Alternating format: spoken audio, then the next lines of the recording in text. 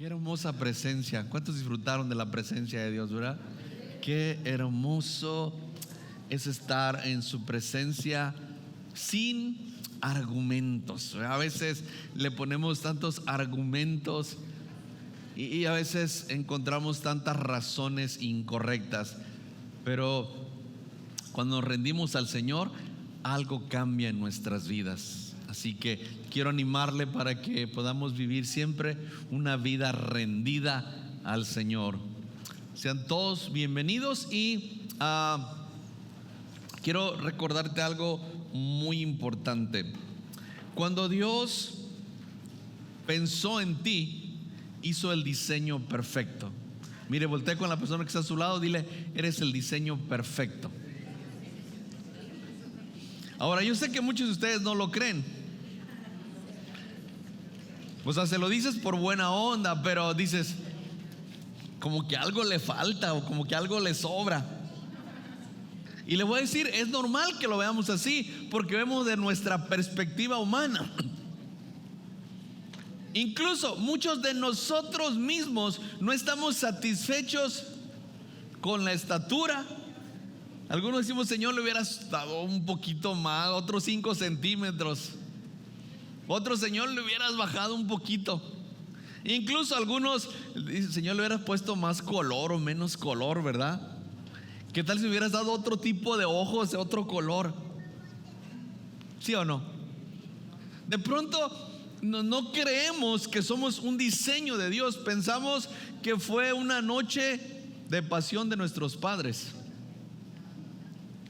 Pero yo quiero recordarte que no eres una pasión de una noche romántica de tus padres, ni eres el resultado de un 14 de febrero. Eres el diseño perfecto que Dios tenía en mente antes de la fundación del mundo, que pensó en ti, en lo que haría en ti. Pero no solo físicamente, porque a veces nos quedamos ahí, sino que Dios te diseñó con un plan y un propósito. Y Dios te dio dones naturales, dones espirituales, los carismas, los dones que Dios te dio cuando naciste. Fueras o no cristiano, Dios te los dio. Cuando tú recibes a Cristo y le entregas tu vida y le entregas tus planes, entonces esos dones se potencializan. Pero Dios te diseñó perfecto.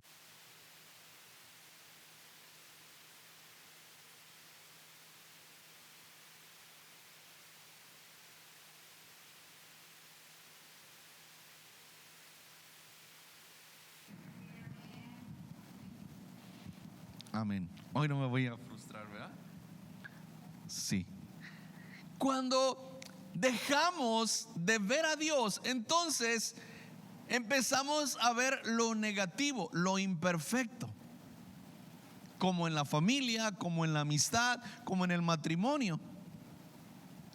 Cuando se casó alguien, hasta los gases lacrimógenos decían: ay, qué rico huele. Pero ahora se sale: comiste un animal muerto. Y de pronto eso pasa en nuestra fe en Dios.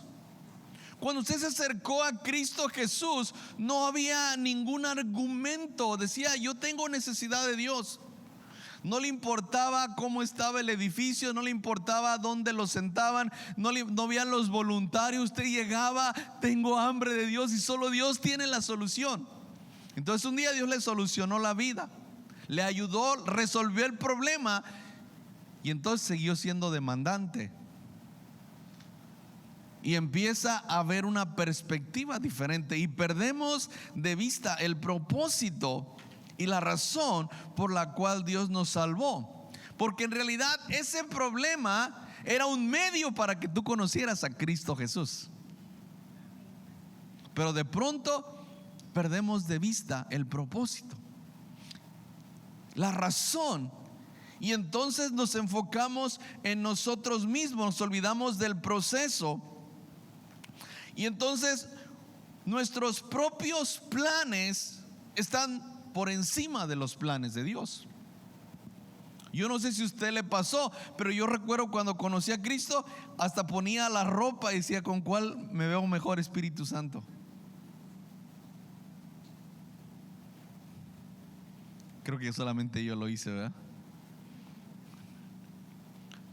Pero ahora usted va para donde quiere, hace su vida y dice: Señor, bendíceme porque voy para allá. No consulta, quiere que Dios bendiga sus planes. Buenas noches, amada familia. Creo que terminó la prédica, ¿verdad? Y nos cuesta trabajo seguir las instrucciones, pero Dios nos dejó instrucciones en su palabra, claras y precisas, para que al finalizar nuestra carrera aquí en la tierra y cuando vayamos un día a la eternidad, lo único que vamos a llevar es el carácter de Cristo que usted desarrolle aquí en la tierra. Nada más se va a llevar al cielo más que el carácter que desarrolle. Entonces, por eso Dios puso personas lijas, personas que nos van a ayudar. Por eso en la vida no tuvimos los padres que queríamos. Yo he escuchado personas que dicen: ¿por qué yo no nací siendo hijo de Carlos Slim? ¿Por qué yo no nací güerito? Les voy a decir algo incómodo tal vez. Los padres que Dios te dio son los que necesitabas. Algunos de nuestros padres fueron permisivos, otros de nuestros padres fueron exigentes, otros de nuestros padres fueron mala onda, pero al final eso formó algo en tu vida. Y en la vida cotidiana tuvimos maestros que eran fastidiosos, tuvimos jefes que eran, ¿qué es la palabra? Dictadores. Y los aguantamos. Y no es que Dios no lo vea, es que Dios está formando su carácter en nosotros. Y ese tipo de situaciones son las que van a sacar de nosotros una buena versión, o van a sacar lo malo que hay dentro de nosotros. Hace unos días escuchaba, no estoy diciendo que deba tomar, ¿no? Pero escuchaba lo que hace los efectos del alcohol en algunas personas. Por ejemplo, alguien que aparentemente es tímido y a veces se emborracha y se vuelve loco, porque esa es la versión real, porque ese es el contexto. Que a veces el alcohol saca la verdadera personalidad de un individuo. Pero yo le digo algo mejor: si usted se rinde a Cristo, su verdadera personalidad se va a manifestar a través de Cristo Jesús y no necesita alcohol. Pero la crisis revela lo que hay en nosotros. Hebreos capítulo 13 versículo 15. Voy a leer algunos versículos del 15 al 18. Voy a saltar algunos. Hebreos 13, 15 dice así: así que ofrezcamos siempre a Dios por medio de Él sacrificio de alabanza, es decir, frutos de labios que confiesen su nombre. Y de hacer el bien y de la ayuda mutua no os olvidéis, porque de tales sacrificios se agrada a Dios. Y si puede leer conmigo el versículo 17, se lo voy a agradecer. Obedecer a vuestros pastores y sujetaos a ellos, porque ellos velan por vuestras almas como quienes han de dar cuenta, para que lo hagan con alegría y no quejándose, porque esto no es provechoso. Hay instrucciones bíblicas, pero también hay instrucciones pastorales. Y yo sé que hoy día en México y en otros países vivimos en una democracia, pero la iglesia y la relación con Dios no es democracia. Y de pronto pensamos que debe ser una democracia. A mí no me gusta esto, a mí no me gusta aquello, yo no estoy de acuerdo con esto. Y se puede expresar en persona, pero en el cielo no hay democracia. El gobierno de Dios se llama teocracia. Y puede ser que tú no estés de acuerdo con Dios, pero no por eso Dios va a cambiar sus principios o su forma de actuar. Y el entorno en que vivimos de pronto nos hace perder de vista que el deseo de Dios es bendecirnos y ayudarnos. Y pone, por ejemplo, padres. Y aunque tu padre sea el peor padre, Dios dice: honra a tu padre como un mandamiento para que te vaya bien y tengas larga vida. Y usted va a encontrar historias en la Biblia y en la vida cotidiana de padres que fueron abusivos, de padres que fueron mala onda, exigentes, de padres que ofrecieron a sus hijos, aún no cristianos, en fuego, que los mataron. Y nunca va a haber que hay un juicio de Dios hacia ellos. Sin embargo, en el pueblo de Israel, cuando un hijo deshonraba al padre, lo traían a la plaza y lo mataban a pedradas, porque venía una maldición a todos. El deseo de Dios es que podamos vivir una vida plena y completa. Pero queremos acomodar a Dios a nuestra manera, y el reino de Dios no opera así. El reino de Dios opera por instrucciones. Y en la Biblia encontramos en la época de los jueces, una de las épocas de mayor rebeldía. Jueces capítulo 21 versículo 25. Quisiera que lo lea conmigo. Y en aquella época, dos, porque quiero que lo lea conmigo. 1, 2, 3. Y en aquella época aún no había rey en Israel, y cada cual hacía lo que le daba. Dile a tu vecino: ahí te hablan. ¿Sabe? Hoy día hay muchos cristianos así. En la iglesia hay dos tipos de cristianos. Bueno, hay varios, pero quiero hablar hoy de dos. Uno, los que viven en la época de los jueces. Yo no tengo por qué hacerle caso a mi líder, yo no tengo por qué hacer esto, yo no estoy de acuerdo. Se llama los cristianos de la época de los jueces, porque hacía lo que le daba ¿qué? Ahora, usted lea la Biblia y lea que la época de los jueces fue la peor época de decadencia de Israel, porque cada uno quería hacer lo que le creía que era correcto. Y así no funciona el reino de Dios. Pero ahora veamos los cristianos primitivos.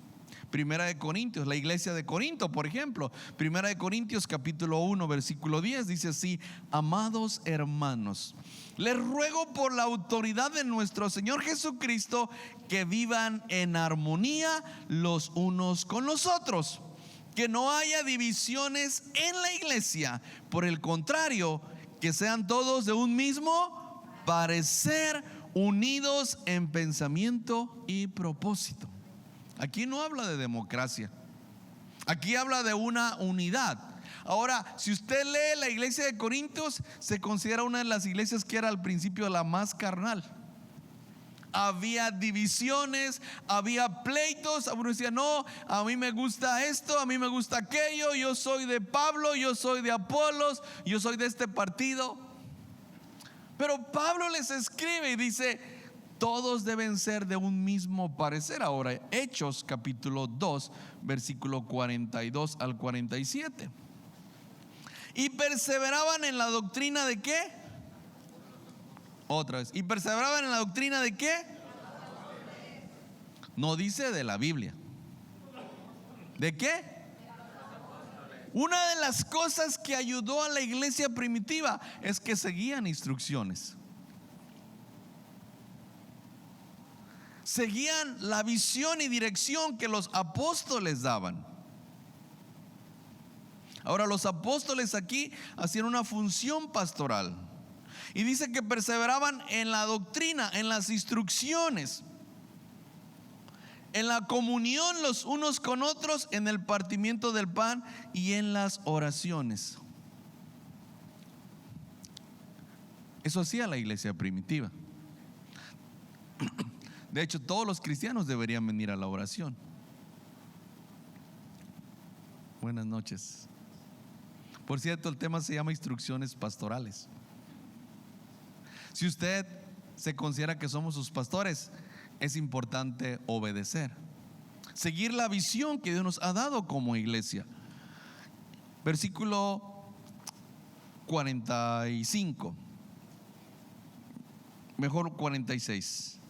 Y perseveraban unánimes cada domingo. No. ¿Cada qué? ¿En dónde? Y partiendo el pan en las casas, comían juntos con alegría y sencillez de corazón. Versículo Hechos 4:32. Hechos 4:32. ¿Qué era la diferencia entre la época de los jueces, los cristianos de la época de los jueces, y los cristianos de la época de Jesús o la iglesia primitiva? La multitud de los que habían creído eran de un alma. Es decir, no había democracia. Estaban de acuerdo. Estaban en común acuerdo. Esa es la parte importante. Cristo, antes de ir al cielo, nos dejó instrucciones. Y aunque usted tal vez no va a un grupo o no se mete en todo, pero la visión de Comunidad de Dios está prácticamente en tres cosas. Uno, en hacer discípulos. Nos encanta cantar, nos encanta adorar, pero lo vamos a hacer por la eternidad. Pero Dios nos dijo: vayan y hagan discípulos. Esa es la visión de Comunidad de Dios. Y si tú eres parte de esta iglesia, deberías de estar en esta visión, porque es una instrucción pastoral. Es lo que hacía la iglesia primitiva. La segunda cosa que Dios nos mandó, y que es lo que hacía la iglesia primitiva: hacían grupos en casa donde compartían el pan y la sal, como dicen nuestros hermanos alcohólicos, ¿verdad? La visión de Comunidad de Dios es ir y hacer discípulos. Es estar en un grupo de amistad. Y en estos próximos días, como iglesia, hemos dado una instrucción. Yo espero que usted pueda seguirla. Y es que toda persona que llega apenas a Comunidad de Dios, y los que tienen desde que empezó, vamos a volver a tomar la academia en lo que resta del año. Y muchos dirán: ¿pero por qué, pastor? Yo ya la tomé 2 veces, ya la hice. ¿Cuántos han visto una película más de una vez? ¿Cuántos han contado una historia, una anécdota más de una vez?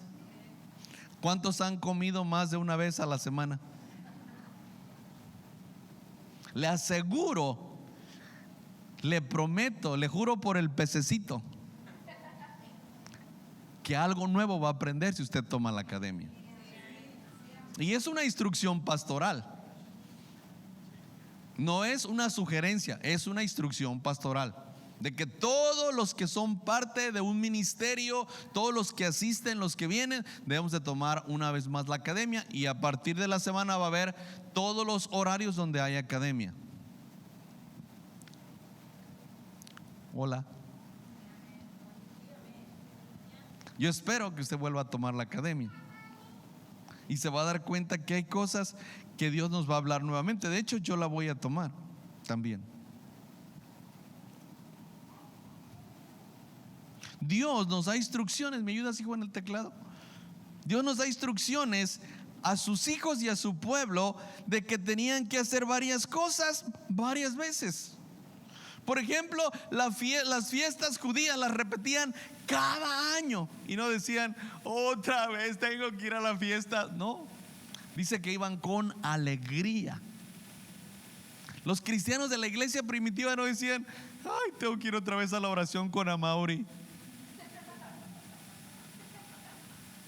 Decían: hoy toca orar. No decían: porque tengo que ir a un grupo de amistad. Decían: vamos al grupo de amistad.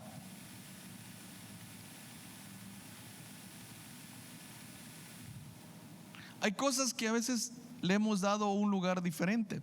Recuerdo una hermana o señora, no sé realmente si era hermana o señora, siempre que íbamos a su negocio decía: mi negocio no es mi negocio pertenece al Señor. Mi casa le pertenece al Señor porque Dios me la dio. Y un día le dijimos: oiga, ¿y si abrimos un grupo de amistad en su casa? Es que llego noche, llego tarde. ¿No que tu casa es de Dios? No es cierto. Si tú no puedes abrir tu casa para un grupo de amistad, no es cierto que es de Dios. Es tuya. Dios te la dio. Pero no digas que es de Dios. Es tuya. Un día levantamos promesas de fe. Estábamos empezando íbamos a hacer la primera promesa de fe para construir aquí. Y yo dije: no, pues como su negocio es de Dios, seguro que su promesa de fe va a ser la más grande. Y la busqué en la lista y no la encontré. Dije: le voy a decir: oye, ¿así que tu negocio es de Dios? Sí, pastor, mi negocio es de Dios. Dije: ¿por qué no te encontré ni a ti ni a tu negocio? Los encontré en la lista de promesas de fe para construir el auditorio. Es que yo no estoy de acuerdo con esas cosas. Perfecto. Entonces tu negocio no es de Dios. Solo dices algo para justificarlo. Si tu vida es de Dios, entonces tus decisiones le pertenecen a Dios. Si tus recursos son de Dios, entonces no tienes problemas con diezmar y ofrendar. Y si no, está bien. Al final Pablo le dijo a Ananías y a Zafira, le dijo: la casa era tuya, tu dinero era tuyo, podías hacer con tu dinero lo que se te pegara la gana. ¿Sí o no? O sea, es tu casa, es tu dinero, es tu tiempo, es tuyo. Pero ¿por qué te atreves a mentir al Espíritu Santo? O sea, el problema no era que no dio. El problema es que lo hizo con la intención correcta. No lo hizo con la intención correcta. Lo que tú tienes es tuyo, tu tiempo es tuyo, tus dones son tuyos, tus recursos son tuyos. Y tú puedes hacer al final con ellos lo que se te pegue la gana. Son tus decisiones y un día Dios te va a pedir cuentas a ti. Pero no digas una cosa diferente. No digas: es para Dios, es de Dios. No, diga: es mío, es tuyo, Dios te lo dio. Quiero terminar con esto. Salmo 32, 8 y 9 dice así: te haré entender y te enseñaré el camino en que debes andar, y sobre ti fijaré mis ojos. Mire cómo Dios opera. Cuando tú decides obedecer las instrucciones de Dios, entonces, ¿ha visto en los programas o en las películas cuando ponen una luz en el escenario y para donde se mueve la luz?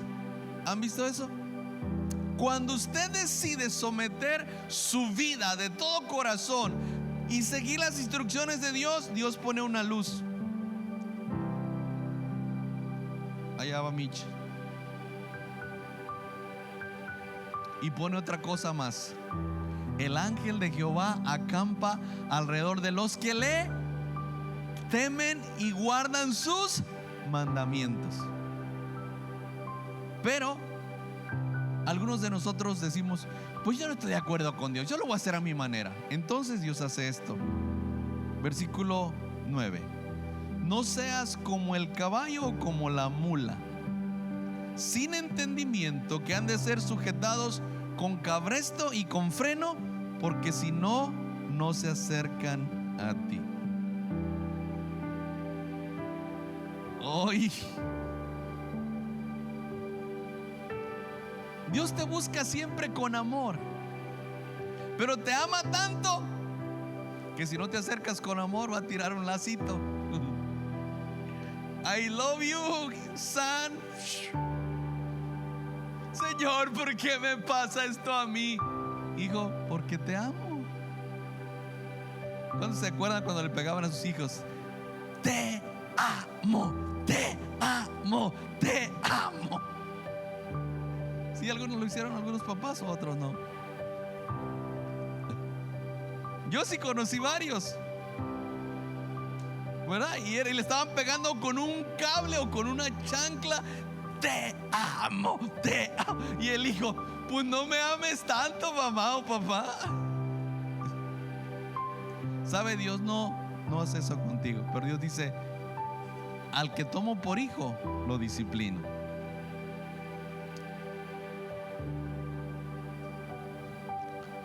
Podemos vivir de dos maneras. Una, como la época de los jueces.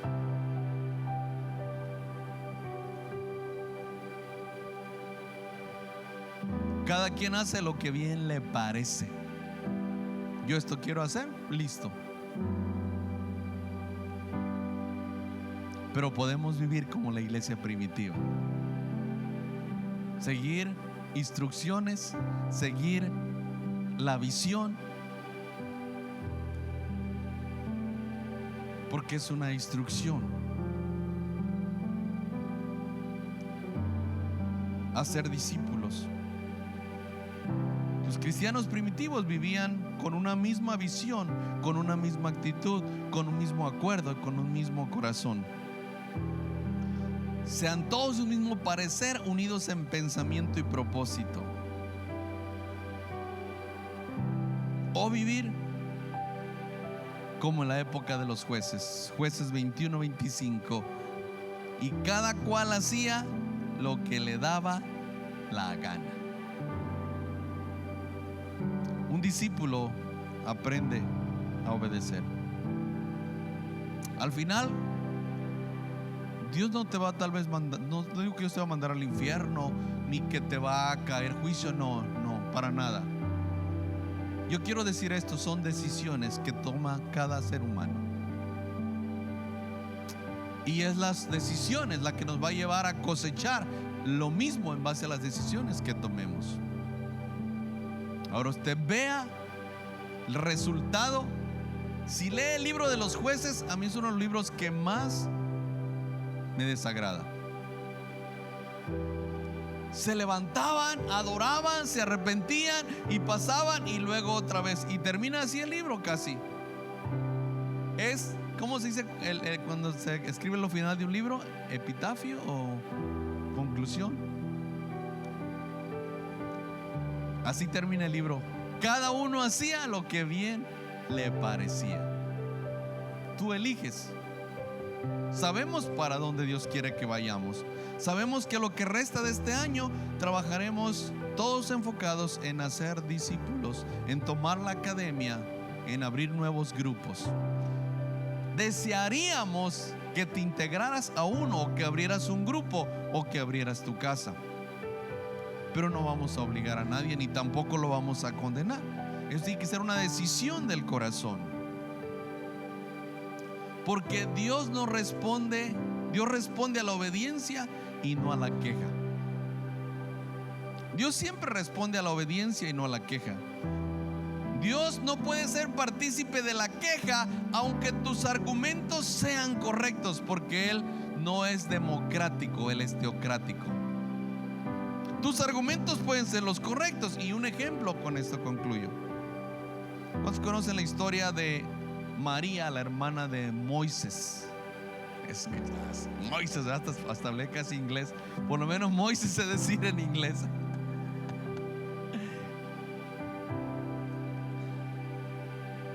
María tenía los argumentos correctos. Dijo: ¿que Dios solamente habla por Moisés? Claro que no, habló por María también. ¿Sí o no? Habló por María. ¿Que la mujer de Moisés es cushita? No cuchita, ¿verdad? Lo que quiere decir es negrita, mulata o afroamericana. ¿Era así? Claro que sí. Era negrita. ¿Sus argumentos eran correctos? Sí. Pero la actitud no, ni la queja. Y entonces Dios dijo: María, lo que tú has hecho no es correcto, y le mandó lepra. ¿Dios la castigó? No. fue el resultado de su desobediencia, de su actitud. Le manda lepra y todo el pueblo de Israel se tiene que detener por culpa de una mujer llamada María. Que sus argumentos eran correctos, pero no era la manera de presentarlo delante de Dios. Y la sacan del campamento durante varios días, y Moisés va y dice: Señor, perdona a mi hermana. Y es sanada. A veces pensamos que tenemos la razón, y posiblemente sí tengas la razón, pero Dios no es democrático. Él es Dios, Él es soberano, y Él siempre tiene un plan y un propósito. Y le digo algo, y Dios respeta lo que tú decidas. Desde que hizo a Adán y Eva, les hizo un diseño perfecto, maravilloso. Dijo: todo esto tengo para ustedes y sus generaciones, pero tú decides. Y Adán y Eva decidieron desobedecer por un argumento correcto o incorrecto de la serpiente. Y el resultado de sus decisiones es lo que estamos cosechando ahora.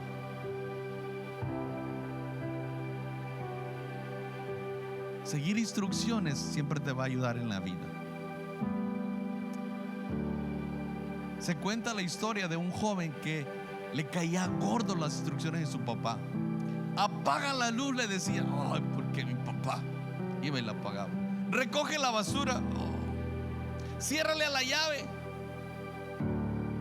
Ay, mi papá parece que me fastidia. Pero creció y un día tuvo que ir a trabajar. Y llegó a un lugar donde iban muchos candidatos para tomar un empleo. Y los que iban a contratar dijeron: necesitamos a alguien que tenga una actitud correcta, así que vamos a poner cámaras en algunos lugares para ver cómo actúan. Y llegaron porque era un puesto gerencial de toda una compañía. Entonces llegaron todos, entraron por el mismo lugar, y para hacer corta la historia, al final lo contratan a él. Cuando él llegó, encontró una manguera tirándose el agua y le cerró la llave. En los pasillos encontró una luz y la apagó. En el camino encontró basura y la recogió. Y había una cámara que estaba viendo. En los baños llegó y estaba una llave y la cerró. Entonces al final lo contratan a él y él dice: pues no soy el mejor. Y les pregunta: ¿por qué me contrataron a mí? Le dice: ya que estamos hablando en confianza y como vas a ser el nuevo gerente, pusimos cámaras. Todos los que pasaron entraron por el mismo lugar, vieron el mismo problema, vieron la misma basura, pero nadie lo hizo porque no era su trabajo, porque ellos venían para tener un puesto gerencial. Y de todos ellos tú fuiste el único que hizo lo que nosotros esperábamos. Y entonces le dice el que lo estaba entrevistando: ya que estamos hablando en confianza, tengo una duda. ¿Qué te empujó, si tú no sabías, a hacer eso? Dice: me acordé de mi padre, que toda la vida me ha fastidiado. Apaga la luz, cierra la llave, recoge la basura. Pues eso que hizo tu padre es lo mejor que ha hecho contigo, porque ha formado en ti algo que no solo es para cualquiera. Puede tener un puesto gerencial, pero no cualquiera puede tener la actitud que tú has tenido. Así que agradece a tu padre, porque tienes el mejor padre. ¿Sabe? Hay cosas que a veces no nos gustan que nos dicen, y este mensaje no es así como que muy inspirador o de sobar. La verdad, yo estuve orando. Yo tengo un pastor que rindo cuentas, y a veces me pide o me dice cosas que no me gustan, como usted. que yo pienso diferente, que me gustaría hacerlas diferente, pero tengo que obedecer. Y eso va a traer bendición a mi vida. No le digo como alguien que no le incomoda. Sí me incomoda algunas cosas. ¿Me ha regañado mi pastor? Sí. Si yo lo regañara como él una vez me ha regañado, usted no regresaría a la iglesia.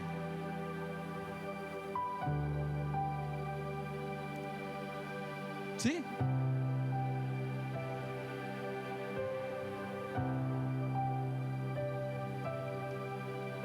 Les hablo como alguien que tiene autoridad moral.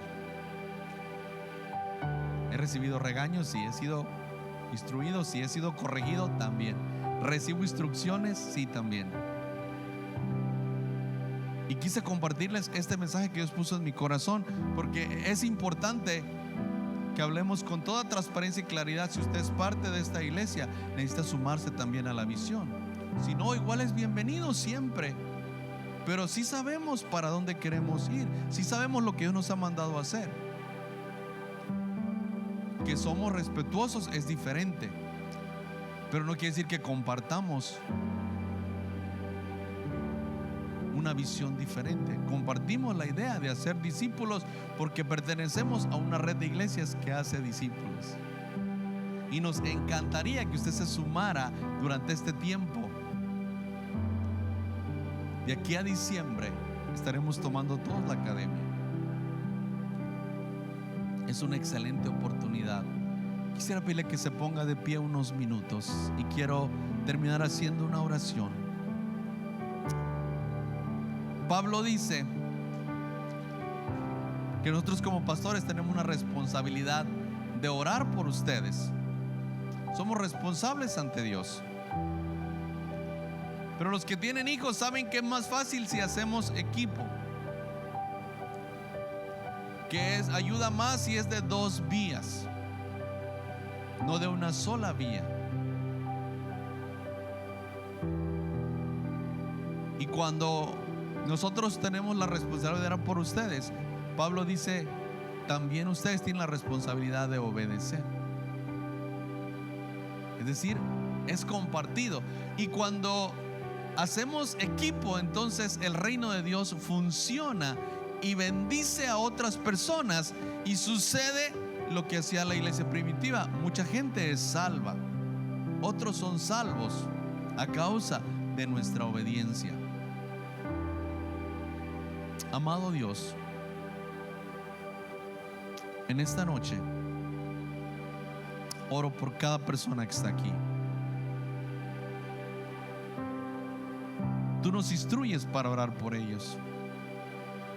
Les instruyes a ellos a obedecer las instrucciones. Hoy presentamos a cada persona que está aquí.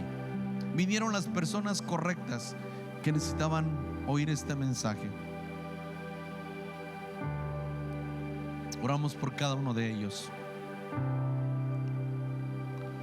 Sabemos que tú les has diseñado con un propósito, y que en esta noche tenemos aquí gente que le has llamado para ser líder, gente que le has llamado para servirte, gente que le has dado dones, talentos, habilidades, gente que has traído para potencializar aquello que tú les has puesto en sus vidas. Señor, te pido sabiduría a mi hijo, a mí, a mi esposa, a Mauri, a Bellita, a todos aquellos que llevan un liderazgo, para poder instruirles, enseñarles con amor y con sabiduría, también para corregirles en aquellas cosas que son necesarias. Ayúdanos, Señor, en aquello que nos corresponde a nosotros, para hacerlo con sabiduría y con amor. Y ayuda a tu iglesia, Señor, para que pueda ser una iglesia que tiene un mismo corazón, una iglesia que ama la visión. Porque si tú los trajiste a este lugar y los sembraste, es porque aquí es donde van a crecer y ser discípulos y hacer discípulos. Hoy te presento, Señor, tu iglesia, tus hijos, tus amados hijos. Los presento como todos los días delante del trono de la gracia, para que tú le ayudes a cada uno de ellos. Espíritu Santo,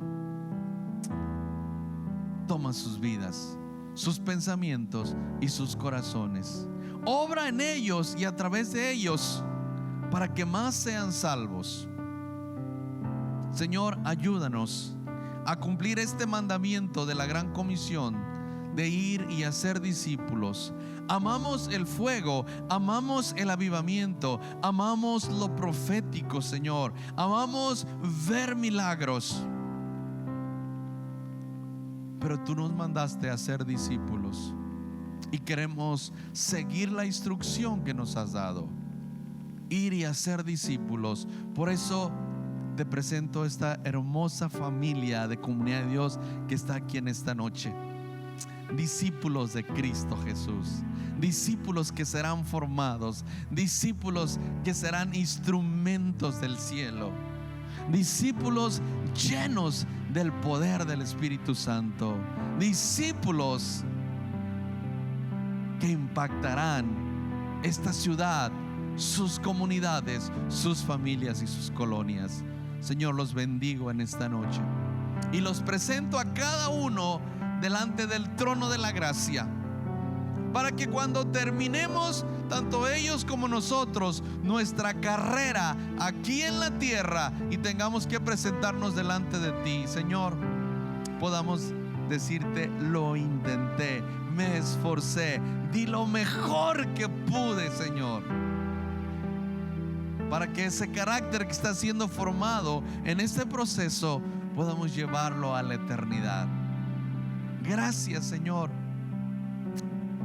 por esta hermosa familia de Comunidad de Dios. Los amamos y los bendecimos en esta noche. Oramos por todos aquellos que serán salvos a través de sus vidas. Oramos por aquellos que abrirán sus casas o abrirán los grupos de amistad en los próximos días. Señor, yo los presento delante de ti. ¿Qué es lo que tú me mandaste a hacer? Las decisiones son de ellos. No me has llamado a convencer a nadie, porque el único que convence es tu Espíritu Santo. Así que hoy, Espíritu Santo, te presento a cada hijo tuyo. Sé tú quien obre y hable a sus corazones y a sus vidas, Señor, y te agradezco por sus vidas. Gracias por cada uno de ellos, Señor. Pido que en esta semana tu presencia y tu Espíritu Santo siga conectando en sus vidas y que el carácter de Cristo sea formado en cada uno de ellos. Muchas gracias te doy, Padre, en el nombre de Jesús.